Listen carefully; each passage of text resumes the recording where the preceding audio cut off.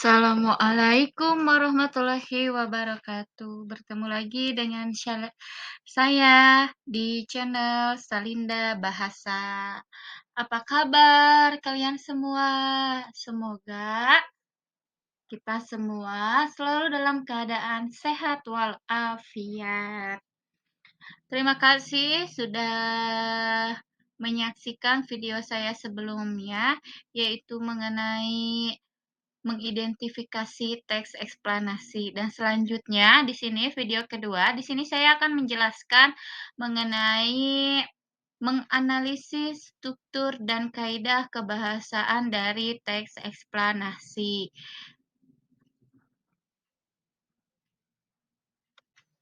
Nah, di sini saya akan menjelaskan mengenai menganalisis struktur dan kaidah kebahasaan teks eksplanasi. Bahwasanya setiap teks itu pasti memiliki struktur dan kaidah kebahasaannya. Kenapa seperti itu? Karena struktur tersebut memuat tentang sebuah teks secara berurutan, mulai dari pendahuluan, inti, dan penutup. Sama, setiap teks pasti juga memiliki struktur-struktur yang berbeda. Nah, di sini di struktur teks eksplanasi terdiri dari 3. Yang pertama yaitu identifikasi fenomena, yaitu mengidentifikasi sesuatu yang akan diterangkan. Ya, jadi mengidentifikasi tentang suatu fenomena. Bagaimana kita memberikan penjelasan umum pendahuluannya tentang fenomena atau kejadian atau peristiwa yang akan kita bahas. Kita garis besarkan dulu nih tentang fenomenanya, tentang kita identifikasi tentang fenomena apa yang akan kita bahas di pendahuluan ini. Misalkan contohnya kita bisa menjelaskan pengertiannya terlebih dahulu seperti itu. Lalu yang kedua, di sini ada penggambaran rangkaian kejadian atau explanation sequence, memerinci proses kejadian yang relevan dengan fenomena yang diterangkan sebagai pertanyaan atas bagaimana atau mengapa. Nah, di sini juga bisa disebut proses kejadian atau bisa juga disebut urutan sebab akibat. Disinilah inti dari uh, dari inti dari teks eksplanasi tersebut. Bagaimana misalkan teks eksplanasi tersebut itu memuncaknya bagaimana prosesnya. Proses dari teks eksplanasi tersebut bisa terjadi karena di sini menyatakan atau bagaimana dan mengapa suatu kejadian itu bisa terjadi. Seperti yang pernah saya jelaskan di video sebelumnya mengenai mengidentifikasi teks eksplanasi tentang pengertiannya, begitu. Jadi kita bisa tahu di bagian inti tersebut. Jangan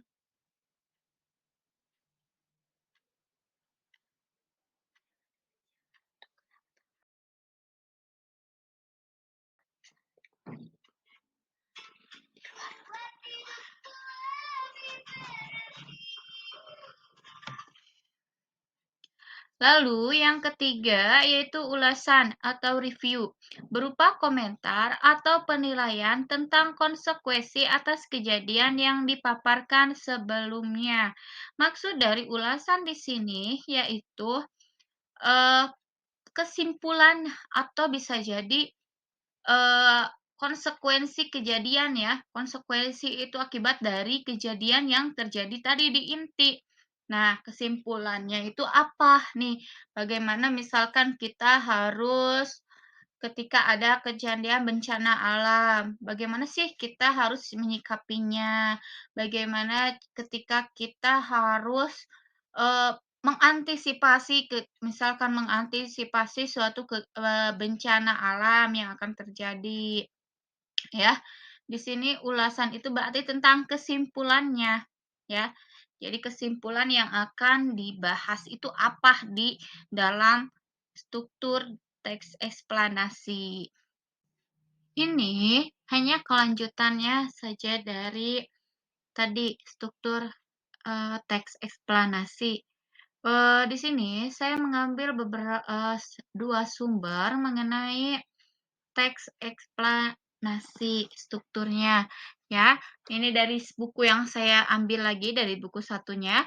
Ini sama ya, kalau ini berbentuk bagan dari struktur teks eksplanasi. Karena kita tidak akan jauh ketika kita misalkan menjelaskan sebuah struktur tidak akan jauh dari bagan seperti itu ya. Nah, ini urutannya mulai dari identifikasi fenomena, proses kejadian, dan ulasan. Kenapa? Struktur teks eksplanasi ini juga yang merupakan pembeda dari struktur lainnya. Terletak di mana? Terletak di mana? Coba perbedaan antara struktur teks eksplanasi dengan struktur teks lainnya. Ada yang bisa tahu? Kalau bisa tahu bisa lihat di komen ya, diketik apa yang kalian ketahui tentang perbedaan dari teks eksplanasi dari strukturnya, dilihat dari apa. Ya, sebenarnya perbedaan dari yang membedakan dari struktur teks eksplanasi dengan teks lainnya yaitu ada di tengahnya, intinya itu apa ya. Dari semua teks itu pasti berbeda dari intinya ya. Nah, lalu struktur teks eksplanasi pun setiap struktur itu harus berurutan mulai dari awal, inti, dan penutup. Seperti itu. Nah, di sini, di bagian di sini ada identifikasi fenomena yang menjelaskan tentang latar belakang kejadian. Ya, nah, di sini kalian dapat menuliskan informasi sederhana tentang fenomena tersebut. Misalnya, kalian mulailah dengan menjelaskan mengapa ini terjadi atau mengapa ini terjadi. Ini hanya terjadi sekarang, bukan kemarin atau di masa depan. Jadi, kalian jelaskan, identifikasikan dari latar belakang suatu fenomena tersebut. Lalu di sini ada proses kejadian yang menjelaskan tentang kronologis dan juga penyebab, yaitu bagaimana proses dimulainya, apa saja tahapannya hingga fenomena ini bisa terjadi, lalu apa efeknya, bagaimana menyikapi fenomena serupa jika terulang di kemudian hari. Jadi ini kronologis penyebabnya ya, urutan kejadiannya itu seperti apa, lalu penyebabnya apa yang akan terjadi di masyarakat. Lalu terakhir ada ulasan, mengomentari konsekuensi.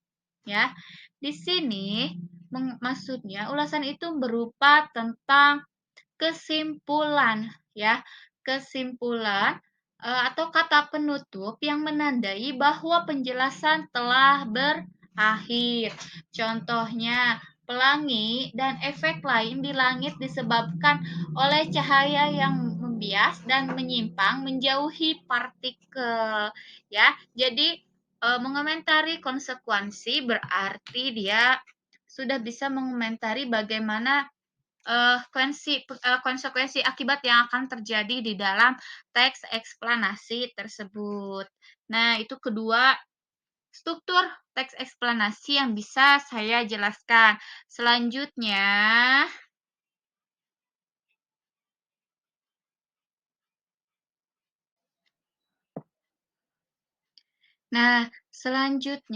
yaitu mengenai kaidah kebahasaan dari teks eksplanasi. Sama dengan seperti struktur, dari suatu teks pasti memiliki kaidah kebahasaan masing-masing. Nih, Kaidah kebahasaan yaitu aturan-aturan yang digunakan dalam membentuk kata dan kalimat sebagai ciri atau pembeda dengan jenis teks lainnya. Ya, di sini biasanya menggunakan eh, kayak apa sih namanya?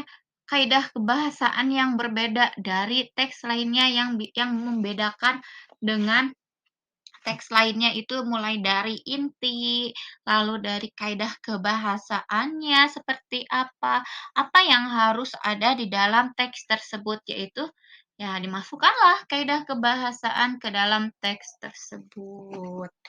Ya, kaidah kebahasaan teks eksplanasi berbeda dengan teks lain. Teks ini memiliki ciri kebahasaan yang bisa membedakan dengan teks yang lain. Unsur kebahasaan yang sering muncul dalam teks eksplanasi adalah tuh kan unsur kebahasaan yang sering muncul.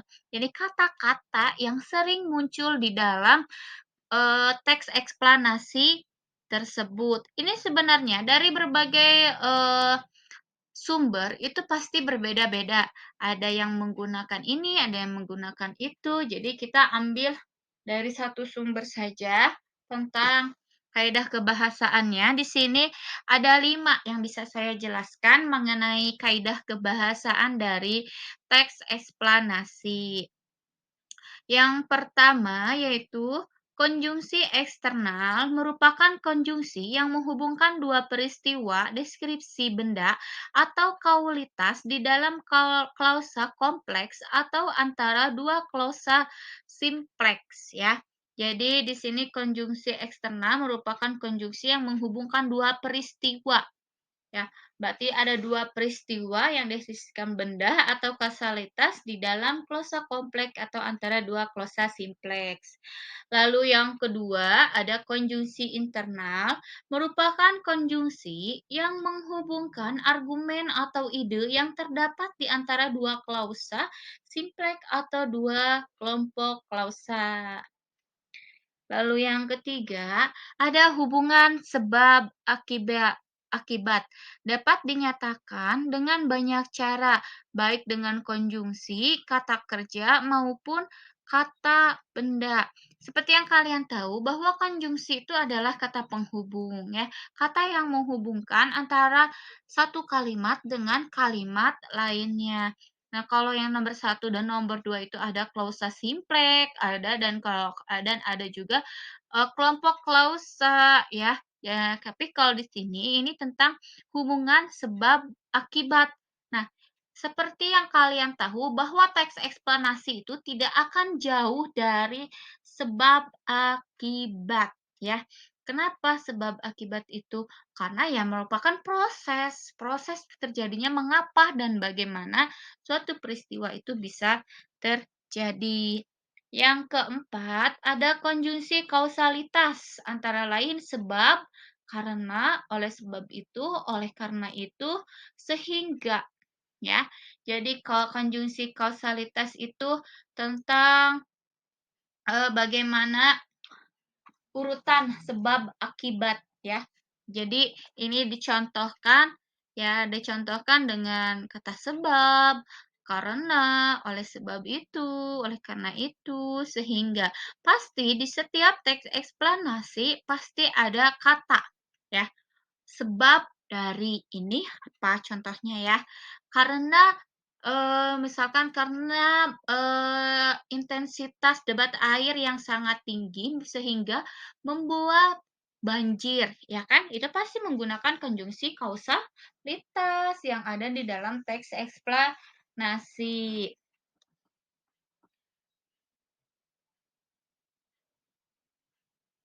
Lalu, terakhir ada konjungsi kronologis, hubungan waktu seperti kemudian, lalu setelah itu, dan lain sebagainya ya. Di sini maksudnya konjungsi kronologis itu urutan waktunya ya, urutan waktu karena teks eksplanasi itu tidak akan jauh dari waktu, ya kan? Betul? Padahal sebenarnya ada urutan waktu yang menyatakan bahwa misalkan terjadinya ke hari apa, terus bulan keberapa, ya. Jadi ada urutannya, bisa atau bisa jadi, disebutkan dengan kata, kata kemudian, lalu, setelah itu, dan lain selanjutnya akan terjadi apa.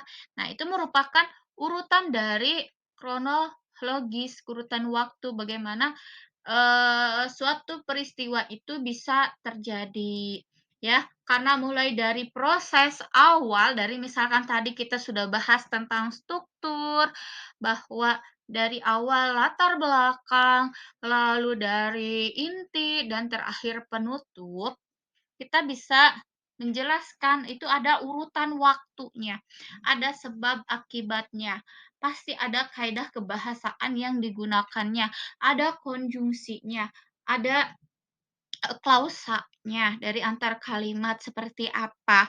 Nah, itulah kaidah kebahasaan dari teks eksplanasi yang bisa saya bahas. Alhamdulillah, hanya itu yang bisa saya sampaikan mengenai materi menganalisis struktur dan kaidah kebahasaannya, mulai dari struktur dari dari dua buku ya, dari dua buku sumber yang sudah saya lihat atau saya baca, lalu dari kaidah kebahasaannya bagaimana itu kita bisa ambil tarik kesimpulan bahwa memang teks eksplanasi itu terlihat dari mana perbedaan struktur perbedaan teks eksplanasi dengan teks lainnya, yaitu terlihat dari strukturnya, yaitu dari inti, lalu dari kaidah kebahasaannya, ya. Karena setiap teks pasti memiliki struktur yang berbeda, memiliki kaidah kebahasaan yang berbeda pula. Tapi terkadang ada kaidah kebahasaannya mungkin salah satunya bisa saja sama. Kenapa harus ada kaidah kebahasaan dari setiap teks itu?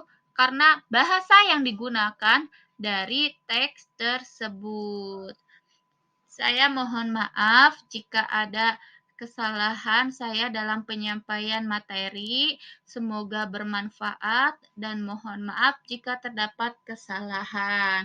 Hanya itu yang bisa saya sampaikan. Untuk materi selanjutnya bisa kalian lihat di video saya. Jangan lupa subscribe, like, dan komen, share pula. Mohon maaf sekali lagi. Wabillahi taufiq wal hidayah. Wassalamualaikum warahmatullahi wabarakatuh.